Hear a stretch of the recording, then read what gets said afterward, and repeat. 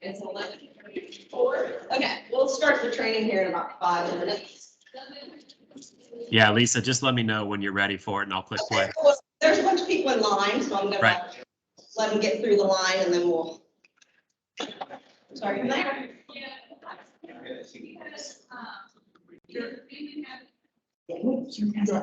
got to be. Yeah.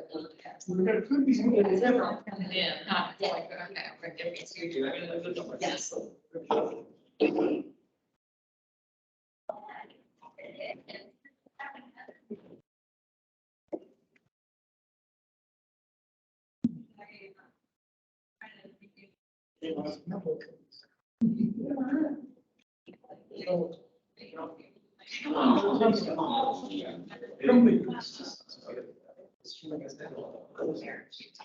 You can sign in.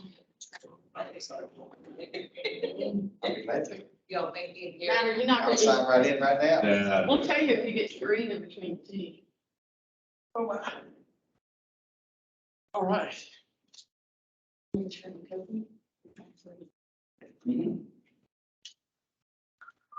These are the kind of things.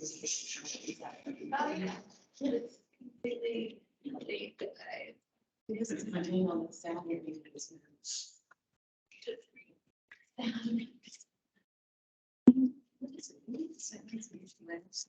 In yours, yeah, yeah.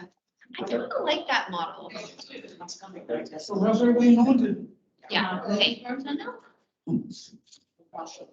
Good when you left. Well, I was gonna say, why don't we have like Lorraine on walk like we used to back in the old days, right? Because she doesn't open up now till like 4. Oh. She still has a place. She can go back. Yeah, where is she? She's over off of, Quite a bit of things going on. you know how, How we doing, George? How Hey, you doing, buddy? It started, I think the first Okay. few Well, minutes of it are kind of an intro. Hey, you know what? Uh, We're here, continue but on with what- it didn't storm on the way up. I was glad of that. Oh, yeah, every time Well, we get that's takeout, still- we're getting some kind of issues. Have you tried, have you been to Asiana that opened up at? it's supposed to rain all day. Yeah, it's pretty good. I heard the crispy pad thai, I don't think it's gonna get as greasy. I used to like it, but it's not a heavy cold ladder, it's not. Yes. Good, thanks so much for being here. That's All right, so we're gonna start the training. Feel free to get food. Just to remind you all, we are doing this because the Health and Human Service Cabinet requires us to do this training. We are going to be watching the video that was done virtually for the Pennyroyal Area Development District because the gentleman that came here to do it for our staff, it was like an hour. So we're giving you all the condensed version. It's about 20 minutes. So again, this is the training that they required by the person that they had to do this. So so Clay's gonna go ahead and start it. We'll send around a sign-in sheet if you would. That would be super. Everybody sign in that you saw it. Yes, yeah. We just need you to sign in that you're here and that you're participating. Watching the.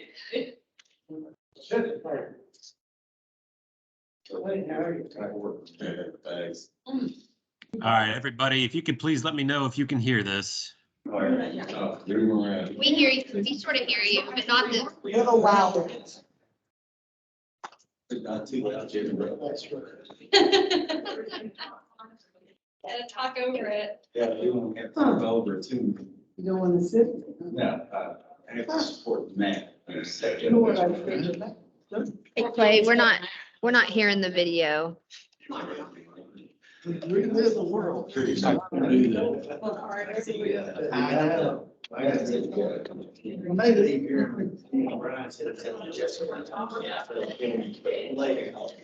In a training All right, how session about now? myself, Yes. it's about a but- 4-hour training. All right, there you go. And Should run so for about I think 17, what I I think need to do 18 today minutes. is just briefly give you an Quiet. outline of that training and say to you, I will send the PowerPoint, the link to Melissa, who can then share it out.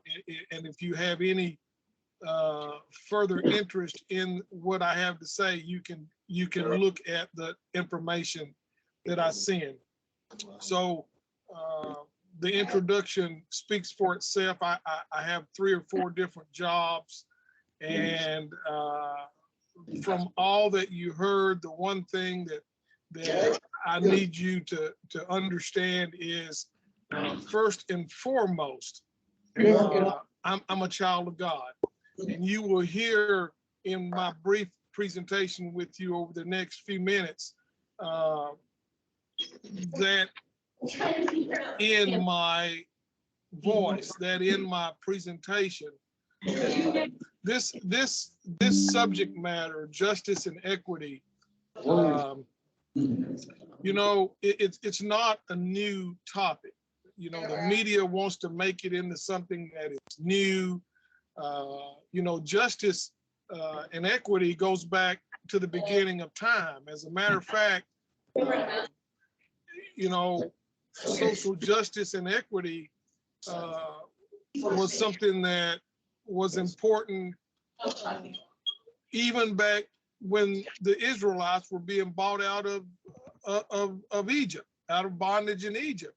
You know, justice and equity goes back to the time when actually Moses came down off of that mountain after his encounter with God. He came down off that mountain, and his focus was justice and equity amongst even the 11 tribes. You know, again, this is not something that is new.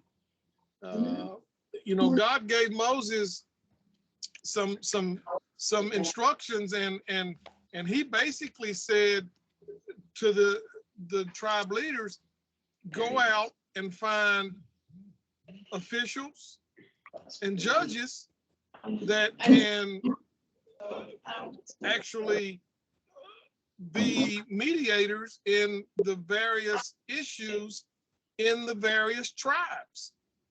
Go out and get people who are of high esteem within each of the tribes, who then will be judges and officials, and they can solve any of the social issues, the equity issues, the justice issues. And Moses said, and if you can't, if they can't handle something, then come to me. So again, this is not a new topic. And so, you know, I say to people all the time, you know, what is social justice? What is the definition? Because to do this training, you kind of have to be on the same page. You know, I'm someone that grew up in Eastern Kentucky. I've been blessed throughout my life, but I have personally shared experiences where I was treated differently. You know, equity and justice, I've faced those issues in my own community. And so you ask, you know, what does this mean? What's a good definition? What's something that we can all agree? And so I just did a real quick search online, and I found out that one definition says social justice is promoting a just society by challenging injustice and valuing diversity.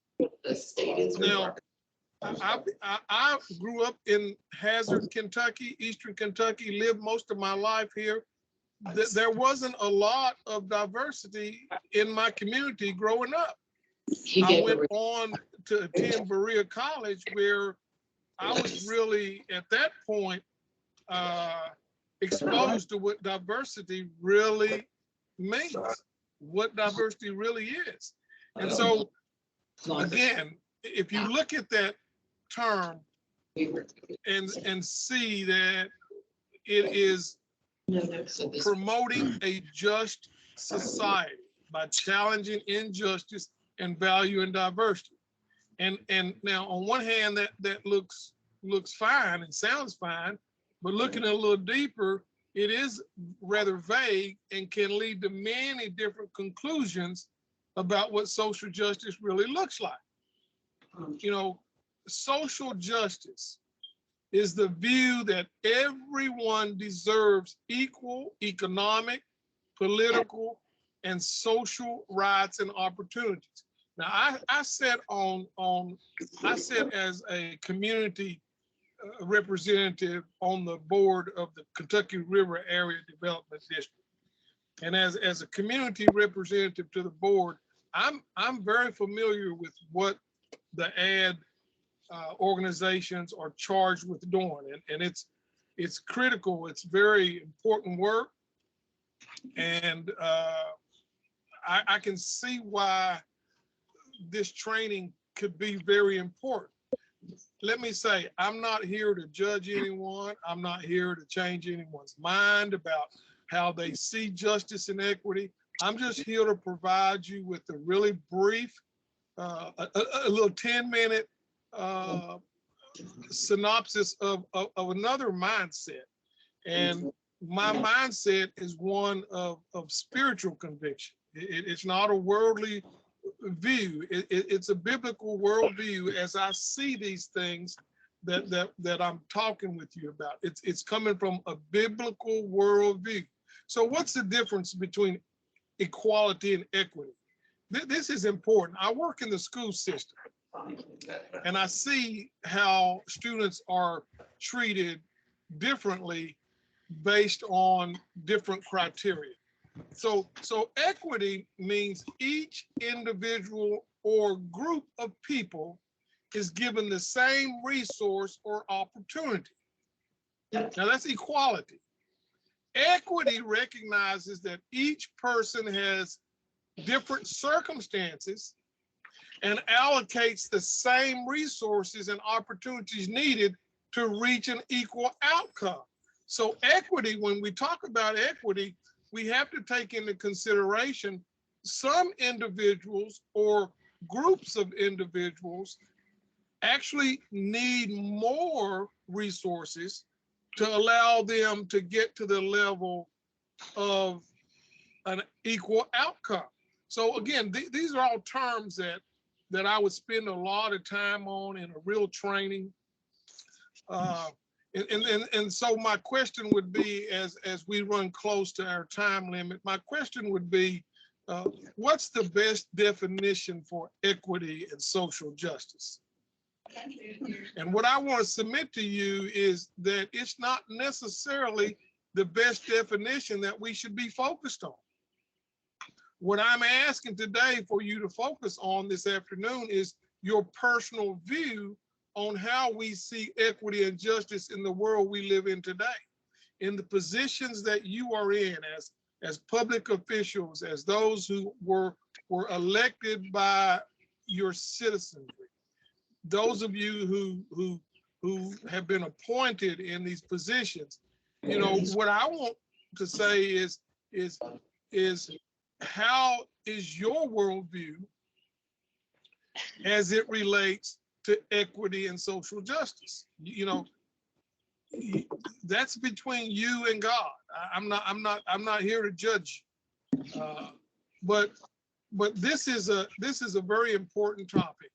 And what I wanted to share with you today, and I'm going to ask Melissa or whoever is in charge, I want to ask if I can have share screen.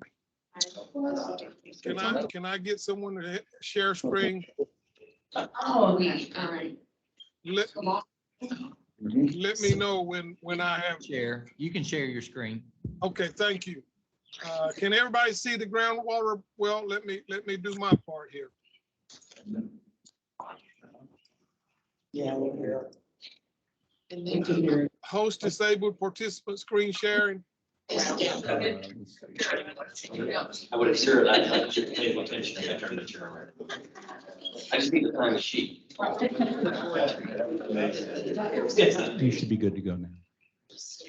So can you see the groundwater approach? Can everyone see that?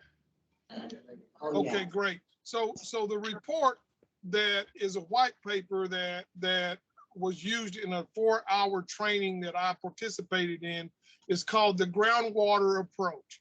And it's building a practical understanding of structural racism.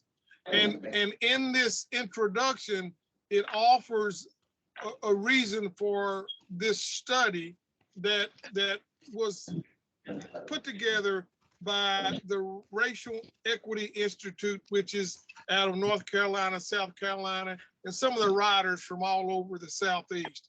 But in the introduction, it offers an opportunity to understand why it was written. And it said, in an effort to help leaders, organizers, and organizations stay focused on the structural and cultural roots of racial inequity, they developed this groundwater metaphor and analytical framework to explain the nature of racism as it currently exists in the United States. And again, I'm not in a position, I don't know anyone on this board. I'm not in a position to judge anyone.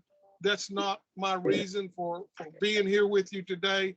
But this report that I'm going to send, and you can go through it, basically says that, you know, it uses this metaphor, a groundwater approach. And what it does, it says to you, let's get a closer look at this problem. Change the narrative, be willing to be uncomfortable, but maintain hope. So here's the metaphor. If you, can everybody see the fish and then the other screen that's a lot of fish? Thank you. So if you see there's one fish laying outside the lake, you live on this lake, you see that one fish. When you see that one fish and it's laying there dead, the first thought you have is there's something wrong with the fish. And then if you come out and you see all the fish in the lake laying in your front yard, then you're going to say there's something wrong with the lake. And so this groundwater metaphor, this groundwater approach is saying that there are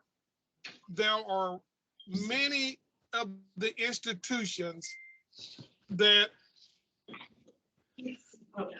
are inequitable, racially inequitable, and they look the same across all of these different systems. So what do you mean systems? Well, this report looked at child welfare, it looked at health, it looked at juvenile justice, education, both in the achievement gap and then in the special ed area, and then it looked at economic development and said that all of these institutions are connected and there's racial disparity that persists in every one of these systems. This is a very interesting study, and obviously I can't give it to you, but I'm going to, again, send this link to Melissa or whomever can then get it to the board. And then you can look at this report and follow up even with the author or authors of the report. But basically, it's giving you some data and showing the disparity. And this is just between African-American, Caucasian, but it's showing the disparities across these different systems: health, economic, education, criminal justice.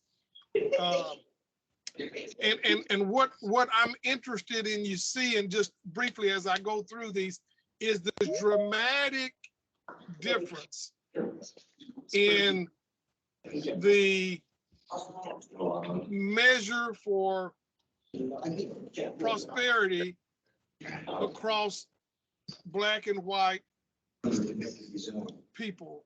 And I don't know about your community. I know how it is in Eastern Kentucky, but you see there's a great disparity when it comes to education and criminal justice.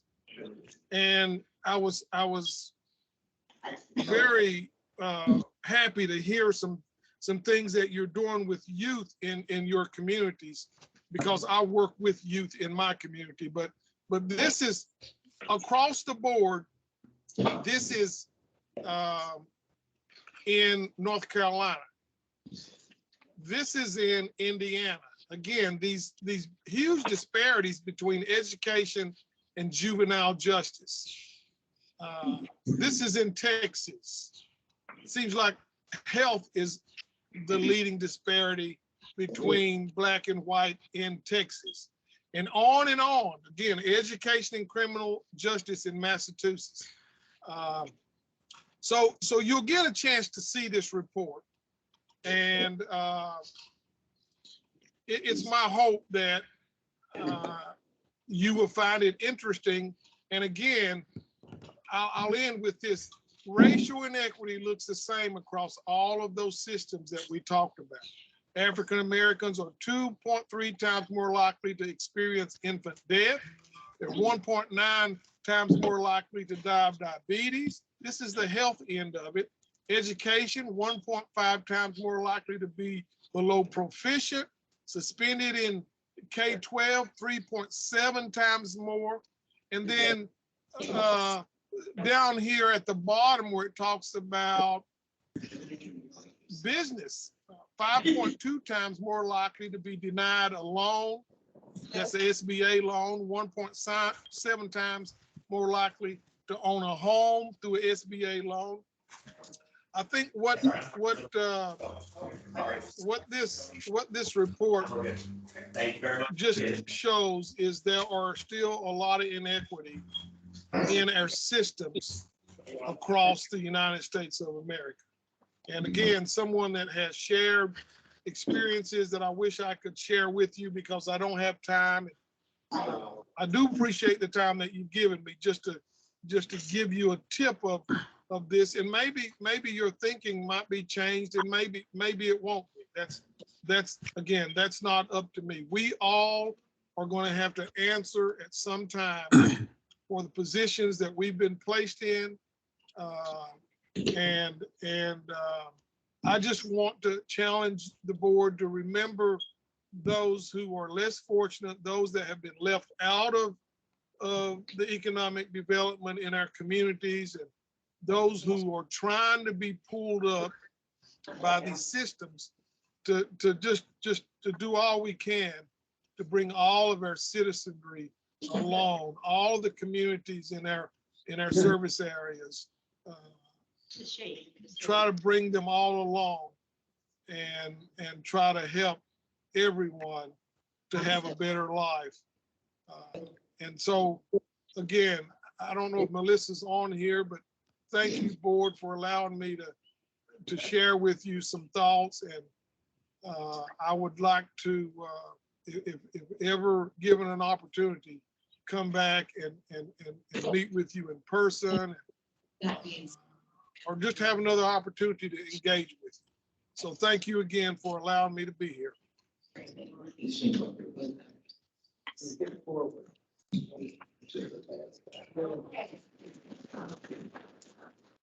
Hey, Joel, the sign-in sheet is going around. If you did not get a chance to sign it. No. I did not. Oh, you need to I sign haven't, it. I haven't been here in a while. I forgot to sign it, so. It's just the training. Just training. Oh, I wasn't here the whole time. That's all right. Okay, You need to sign it. okay. I'll sign it after. I'll sign that. Tom's gonna ask questions. Pay attention. But. What's this one? Oh, yeah. Thanks, sir. It's you. Yes, please.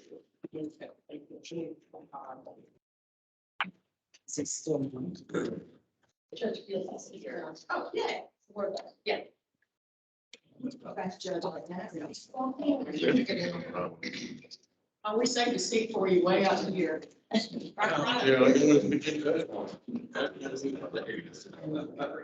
Did everybody sign? Did everybody sign that was here for the training?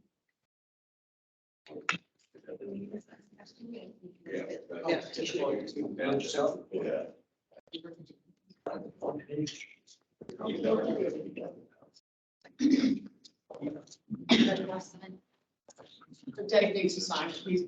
He's here. He's got to sign it now. Yes, sir. Unless you say you got to sign it now. So I'm letting this. There's a lot of speech. I don't provide this stuff. I was gonna do an executive summary. You're in. Sometimes it's fish, sometimes it's water. Sometimes all fish. Exactly what I heard. That's exactly what I heard. That's actually. That's accurate. Oh, thank you. I got the fish. I was here with the meeting. All we need is that. We'll do this. Oh. Oh, it's all right. He even said it means that I'd love to come make another presentation.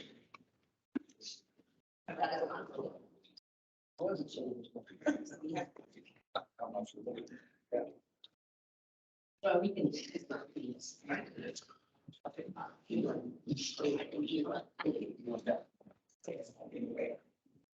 You're in German. I know for her, like, we're about to- I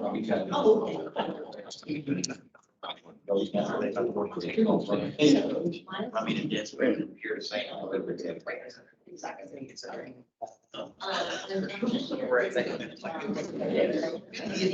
They usually turn the thing.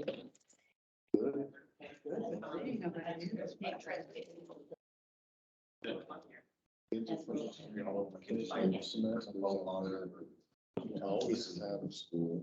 All right, it is noon or close enough. Go ahead and call this meeting to order. Meetings, start off here.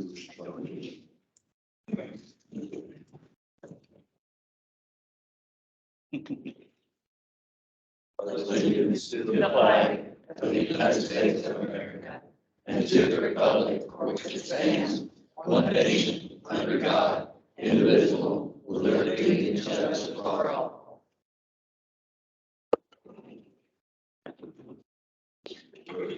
We just determined we have a forum, correct? Yes, sir. Here. First item on the agenda is the approval of the agenda.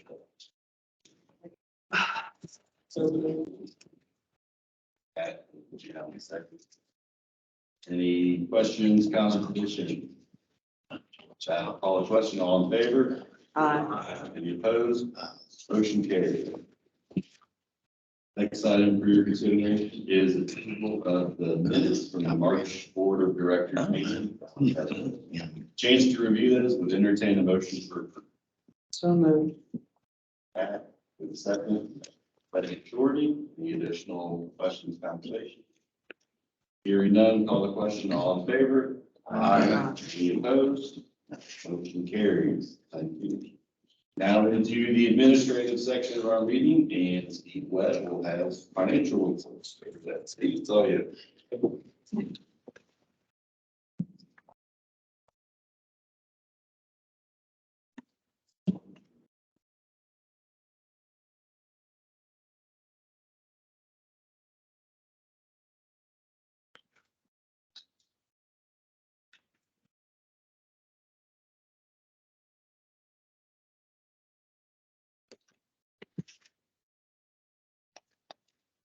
Start with the consolidated financials. I want to note that, I believe it's Judge Knuckleman, we added the prior year to date, that's the extra column in the middle. So that's where we were at this time in the last fiscal year, and an additional point of reference.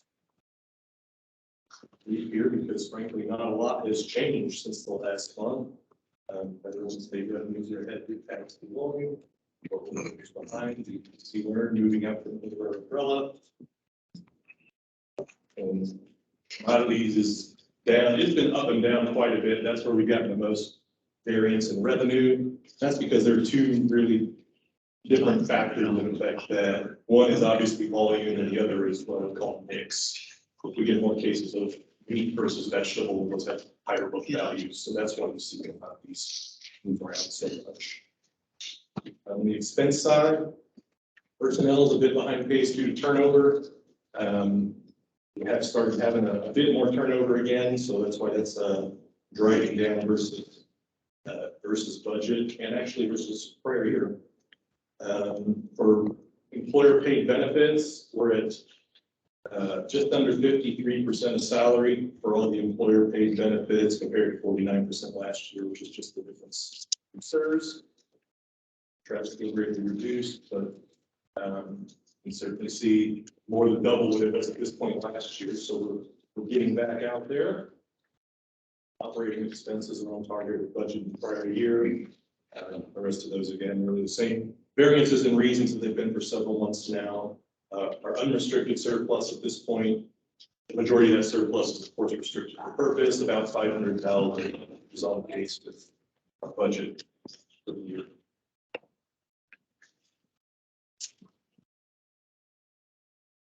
Next is program statements. This is for the Office of Drug Control Policy. Really the story for them has been turnover. We budgeted to use about a third of the carryover we had in the fiscal year. And as you can see, the carryover amount in the current surplus would be much less than that. Again, primary story there is reduced expense due to turnover vacancies.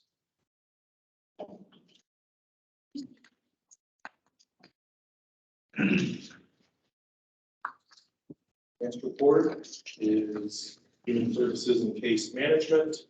Again, this is primarily, the surplus is primarily restricted for purpose, the largest of which is Burning Foundation. 270,000 of that Burning Foundation is primarily used for meals as a supplement. We hadn't needed that supplement, so that's still being. We also have over 100,000 of IPP surplus.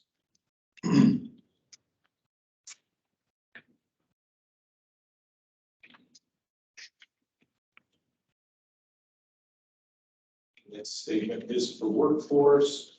Workforce is primarily reimbursement. The only reason we have a surplus here is because we paid in the prior year for the software license that covered several years. We have to amortize that expense over the years to carry over an equal share of revenue to cover that expense. Years.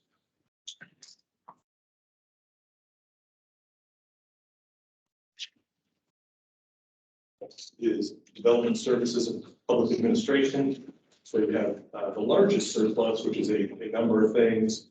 Bernard Foundation is about 100,000 of this. That's primarily used for the CAC track and release program.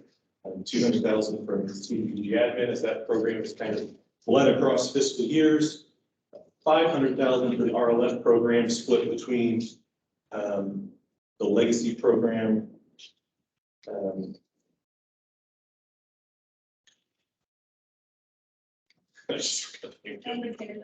Not the CARES Act. Brownfield. No. I just wrote BF. I want to write that out next time. And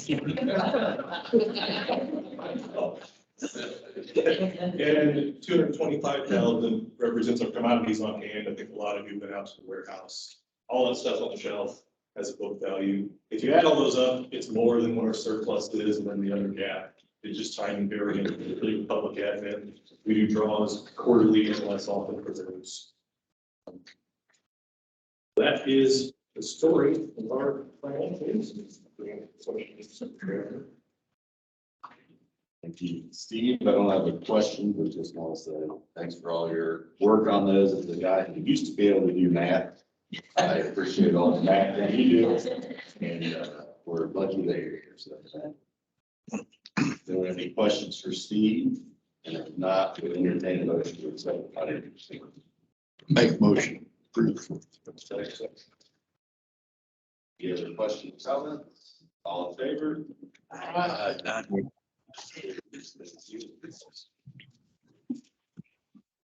Ethics report. Go online. I am happy to report all is well in the ethics world. I have nothing negative. No board members have violated anything I'm aware of. So good. Thank you, Joe.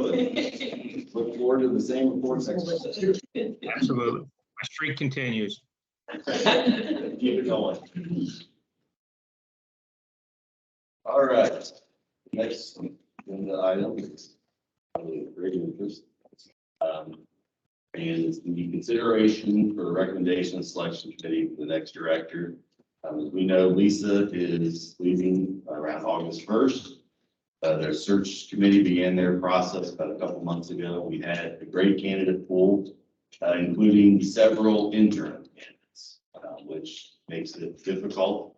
But also, I think the positive takeaway is that, we should all feel that added in great hands with the talent that is across multiple of the departments here. It was a thorough process and a tough process, but ultimately the search committee's recommendation is that Tara Johnson be the next executive director. And with that, I will make a motion to that into play that Tara is named the next director. Second. We have a motion, a second. Therefore, the question is officially in play. If anyone has questions, comments, thoughts. Is Karen from in their term? Yeah, Okay. I should have prefaced Tara as currently leads the workforce. Okay, thank you. With that, I will call the question. All in favor? Any opposed? I'll have to oppose. Thank you. Congratulations, Tara. Congratulations.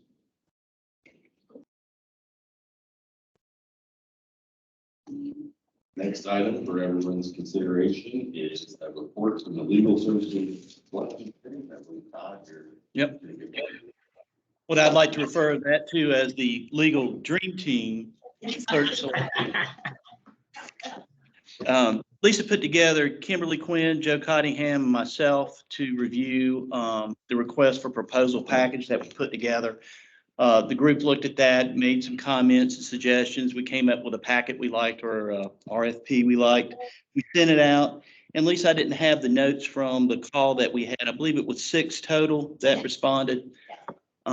We reviewed each one, had a thorough conversation, reviewing what each firm brought to the table. And we looked at things like hourly rates, of course, to see where everybody fell in line. It was interesting. We had a couple that were way up here, but most everybody else was within line with each other. I believe historically, how many years has it been that we've been with Ross We Brown? have been with Rob for at least 15 years. Okay. But this is, Go back and look at the exact. yeah, but this is something we wanted to take a look at because we haven't looked at it in a while. And after all was said and done, and we completed going through each of the RFP responses, we came up with Adams Law Firm. And I know y'all guys are probably familiar with them.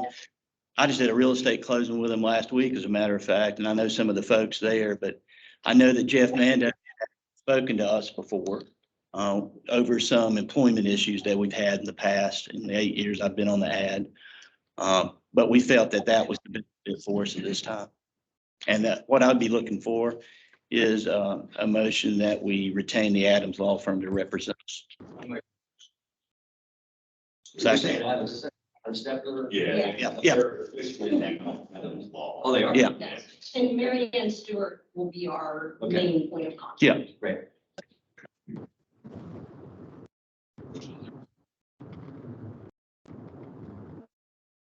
Any questions, comments? Any opposed? Motion carried. Working on that, having worked with Adams on quite a few occasions.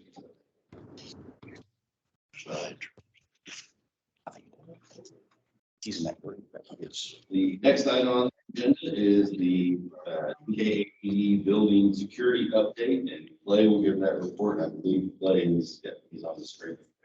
Clay. I am. Hello, everyone. Apologies for not being able to join in person this month. I'm going to share my screen real quick and give you the results of the building security hunt that we went on. We actually started this prior to COVID hitting, but with the closure of the building for the last, however it was, I don't even remember, we kind of put it on hold. When we reopened, we decided to go back out and upgrade our security. We're currently with the ADT company, and they have come back with a complete overhaul of our cameras, adding a couple of doors so that we can keep the front lobby area locked, so that only employees that will swipe can get through. And then increasing or giving us some cloud storage and some on-site storage so that we can look back at any incidents over the past 30 days. As you can see, ADT came in the much cheaper option over the Verkada option, which is a cloud-based solution, and the Stanley option, which is a rival to ADT. Stanley wanted to just redo basically all of our doors and everything, which is why they came in so high. So I'd open that up to questions if there are any. If not, we're looking for a motion to get our building system security updated. Thank you, Clay. Does anyone have questions for Clay? If not, would entertain a motion to approve his recommendation. Can you share how that's? Share what that information actually is. I can't see. Oh, yeah. Like, can you go through that a little bit? Sorry, they're having trouble seeing the numbers on the screen and. Sorry. Yes. Can let me reshare. Sorry. Okay, so my bad. Yes, the ADT folks came in at $23,000. Most of that is for the cameras and the installation. The Verkada solution came in at just under $30,000, and the Stanley folks came in at $46,000. There are yearly recurring fees for that, which is basically just for the cloud hosting solutions that come out to, I believe it was like 120, 130 bucks a month or $2,100 yearly from the ADT folks. So again, ADT is currently in here. They're going to use most of all of the door striping equipment that they have set, or the door access control equipment that they have already in place. And again, they will be upgrading. We have a bunch of the cameras that we currently have are analog cameras that run on, like, I believe, coax cable.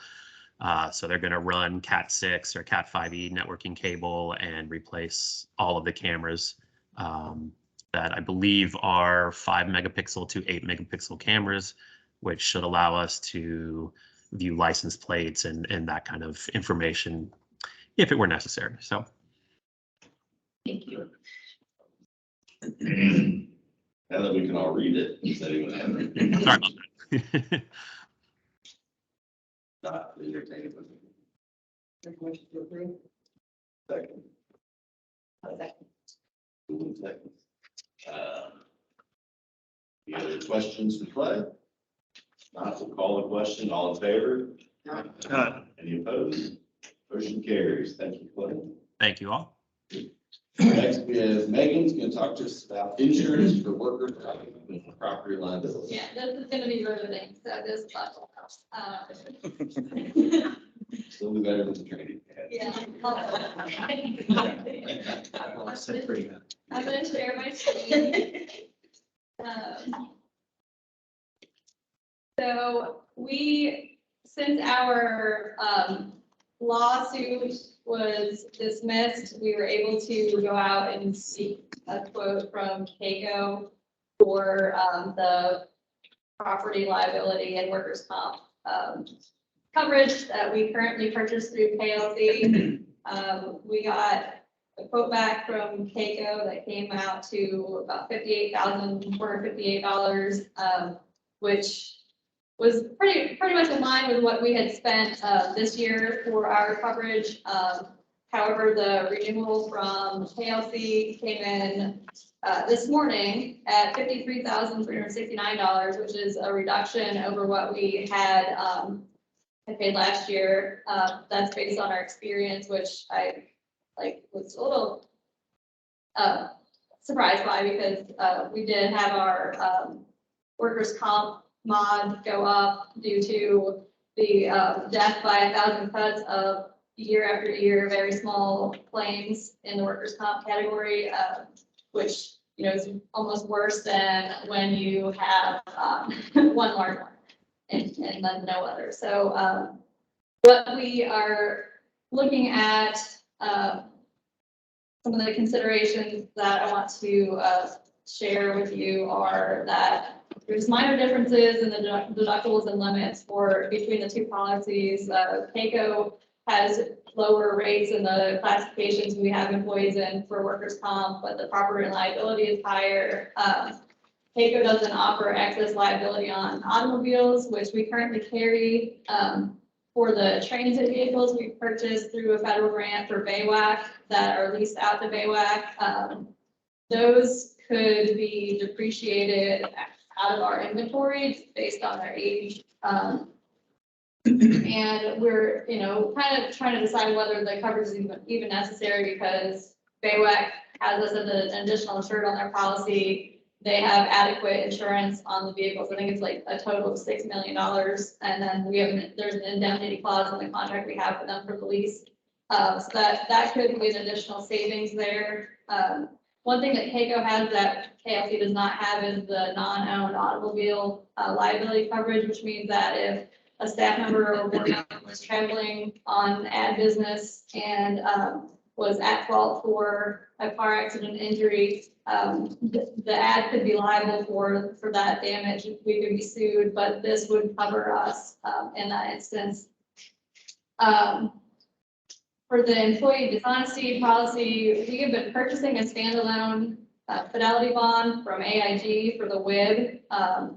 That is unnecessary at this point, we believe, because the WIB was added as a policyholder, named on the top line for the KLC coverage.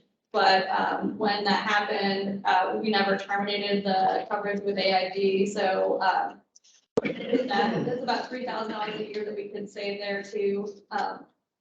The CAECO can't co-insure the ad and the WIB, but they could name the WIB as an additional insured, and the CAECO agent did seem to think that a single policy would be necessary in that instance.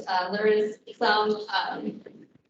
some difference in the contract that, that the project manager could be liable for any kind of like criminal deal or any kind of like issues that would go toward a fidelity claim. So that's why that's required as part of the contract, just to protect the project manager for any kind of, issues that we should have terminated that AIG policy, and the agent never advised us that was necessary.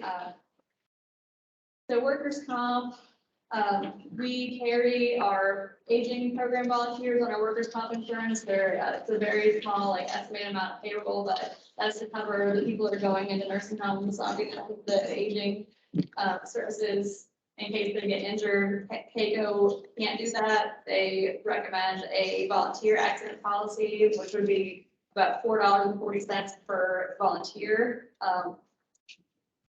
And then the big thing that I want to get to here is that we definitely need to switch agents, regardless of who we go with. We are currently with Assured Partners, which is Crawford, BC Crawford. We had an agent that left the agency in 2019, and yesterday was the first day I met Dale Klein, our current agent. So there's just a lot of things that we should have been working on tightening up, that we were just lacking any kind of customer service there. So I would like to switch. There is another agent that sells it locally. It's Hummel and Hatfield. I met with Andrew Kearns yesterday. There's also the possibility that Sue Porter, who works for the CAECO Agency of Local Government Insurance Services, is able to sell KLC. So if we stay with KLC, new agent, if we go with CAECO, we would be using Rob Brown. That's what I got.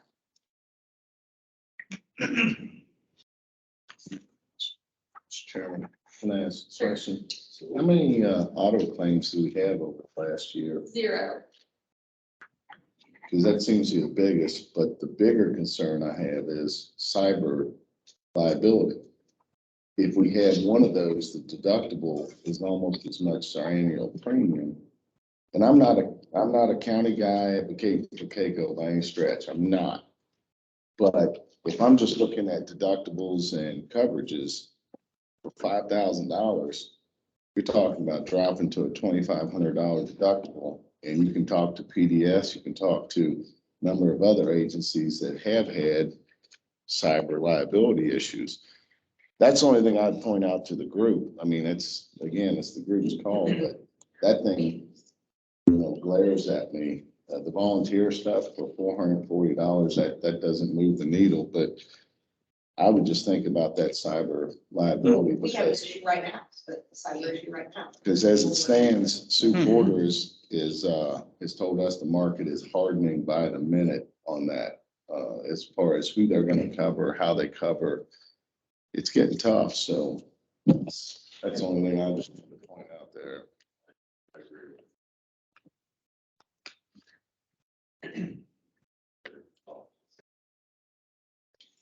I sit on ALC's insurance. So probably excuse myself with this, but cyber attacks, liabilities, even in the secondary market, are extremely hard to take. Problems. I agree. Um, It's the staff. Staff recommendation, I mean, again, a lot of the deductibles on the KCO side were a little bit lower. I do think that the KLC decrease was related to them knowing that we're out looking at quotes, because I don't think that we had a great experience this year. We have an active claim, we have an active claim, and I think that KCO would be a good fit. Now that people are back out in the field again driving, the non-owned auto could be another area of protection. The insurance companies are getting tougher on that kind of stuff, and that would cover us. So that's where I'm at. KCO. All of the other ads are insured by KCO. We're the only one that has been using KLC. Rob said that we came in around like the middle premium wise for all of the 15 ads, so there were no surprises there. And who did you say would be the agent? It would be Rob Brown. So Kenton County and Campbell County use the border, but the way they've got the state divided up, Rob Brown served Boone and West. So he came up from Lexington. We had a good conversation. He actually made a lot of recommendations, especially on the workers' comp side. They could have a loss prevention person come up and help us, manage some of these like small workers' comp claims that are just gonna, keep hitting, and kind of like, that's where we're seeing a lot of the claims come through is, ergonomics, people slipping and, like that kind of thing. Hearing all that, I'll make a motion that the ad select KCO that for property liability. I'll second. Second. Are there questions? That'll call the question. All in favor? Aye. Any opposed? Thank you. Megan, I'm back up for my federal programs updates. take it away. Okay, so I just wanted to provide some updates, what the Community Development Division is working on some of our federal programs. First off, with our Brownfields program, we have done multiple phase 1 reports for Erlanger, Covington, Newport, Campbell County. We've got one in process for Owen County. We're getting close to expending our $300,000 grant, and we will seek additional funding when the grants open in the fall. There's going to be a lot of opportunities to do some additional work. We were working really well with the city of Covington on some of the projects they've got down there. We'll probably get into some cleanup programs and things like that. So that's moving along really well. There's going to be a lot of opportunities coming in the fall. With our revolving loan fund, our legacy loan fund was defederalized last November. So we no longer have to report every, twice a year to the EDA on a 25-year-old grant, which is great.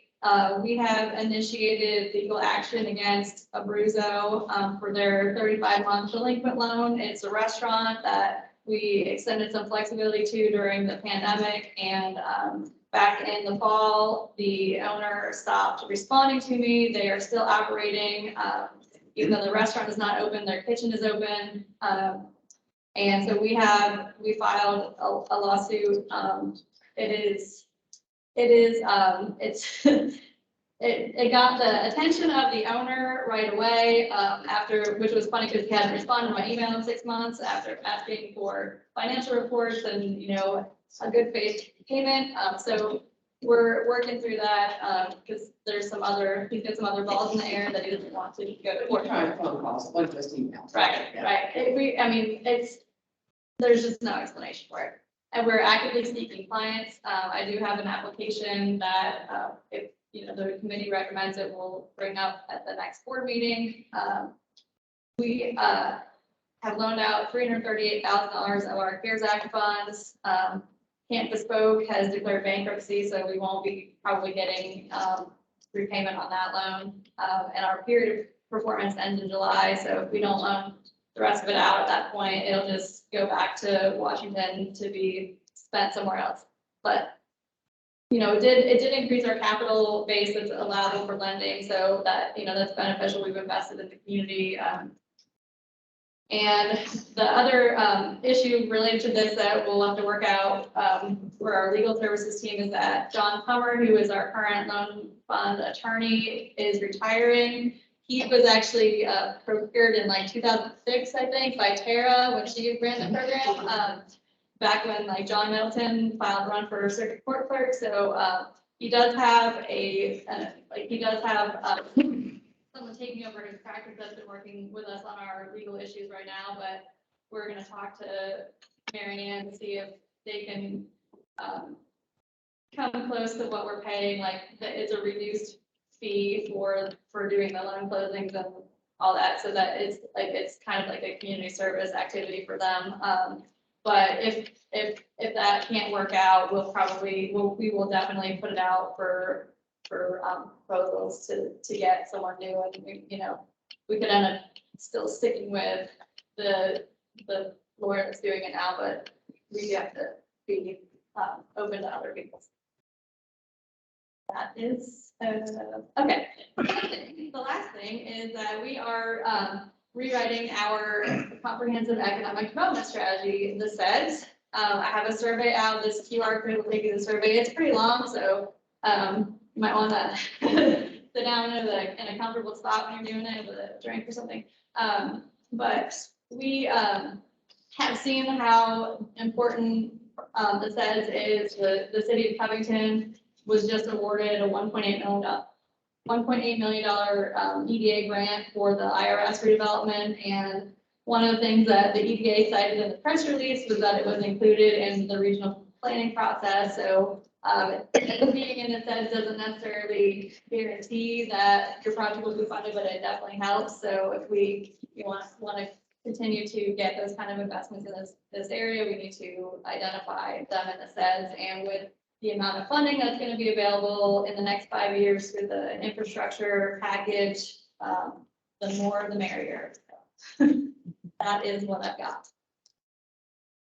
This is one group that their bankruptcy, how much was that? $50,000 for Camp Bespoke, the glamping. Yeah. So that was a tough one from the beginning. So does anybody have any questions? Will there be an effort to get input from individual counties and cities? Yes, we will be doing local meetings this summer. We're kind of getting started. Thank you. So let me know if you would like to be on the committee. I would be happy for your input. Thank you so much. Thank you, Megan. Todd will be available for that RFP if you want him to review. We're opening up a branch at the Spurgeon Law Firm just for that. Yeah. Thank you, Rick. Do going to take some chairman's privilege and combine the next two items and turn it over to the All right. executive director reports, announcements, reminder, general business. Just a couple of things. June 16th will be our next meeting, and that is our budget meeting. And you all may recall from back in December, we moved that meeting up because there were a number of conflicts that last week in June with a number of members. So it will be Thursday, June 16th, and we will be reviewing the budget among other things. We will have Chick-fil-A as normal for our budget meeting, because that's what we do for budget meetings. And chances are, since we normally don't do in July, since we normally take July off, but next on the 16th will be my last official meeting. So hope to see you all there. And if you could, got an email from Mayor Paul Meyer right before the meeting. He was supposed to be here. He ended up having to rush to the hospital with his wife. She's having some pretty serious heart issues. So along with keep Paul and Julia and talk to me. Appreciate it. That's all I have. Thank you very much. All right, well, anyone else have anything? Thank you for putting up with your lowly second vice chairman list. Got Doc and Doug Ellis, they're out of town. And if you hear nothing else, entertain motion to adjourn. Motion for a second. Second. Yeah, I have one. No one's gonna. No one's gonna be opposed to that, so meeting's adjourned. Yeah.